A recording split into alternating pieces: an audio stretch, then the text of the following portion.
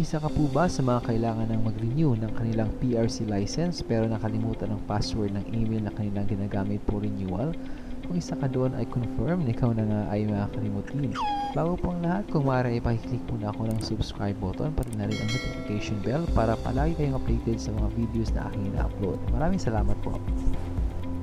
Ang una po natin gagawin ay mag-open lamang ng Anyway browser. Search natin yung PRC license renewal. Pagkatapos ay click natin yung Liris Professional Regulation Commission. Pagpasok natin sa mismong website ng PRC ay mayroong ganitong notification. Click lang natin yung OK and close and then sign in. Dito lagay lang natin yung email ad natin and then skip password. Click natin yung I'm not a robot. Ngayon, click natin yung mga pictures na mayroong motorcycle. Pagkatapos ay click natin yung verify. Yan. Tapos, hindi tayo magsa-sign in, click natin yung forgot password. After clicking forgot password, ito na yung interface na makikita natin. Just enter again your email ad and then click proceed. Dito, just click continue. After clicking continue, mayroong lalabas na ganitong notification. An email has been sent to your account. Click mo lang yung OK. Yan. Ngayon, para malaman natin yung recovery code, kailangan natin i-open yung Gmail account natin. Dito tayo sa browser to open another window and then search email login. Dito, just click sign in.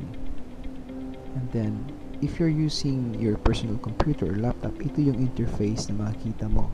Just click gumamit ng isa pang account or add another account.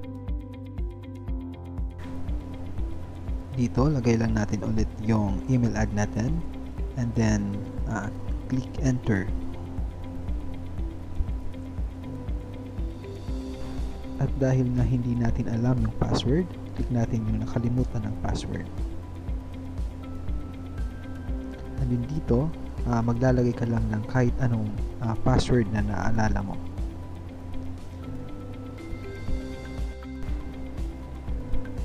Dito sa part nito usually, humihingi yan ng number where to send the verification code. Pero sa akin kasi nakalink na yung updated number ko, so pipili na lang ako kung through text or tawag.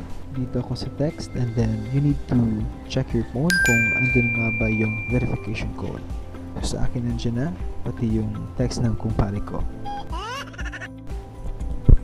Lagay mo ngayon dito yung verification code. Yan, and then click enter. Ngayon dito, re-reset mo na yung password ng Gmail account mo. Gagawa ka ngayon ng new password. Suggestion ni Gmail na mas maganda raw yung password na mayroong special character. So kailangan yan mag-match dito sa baba.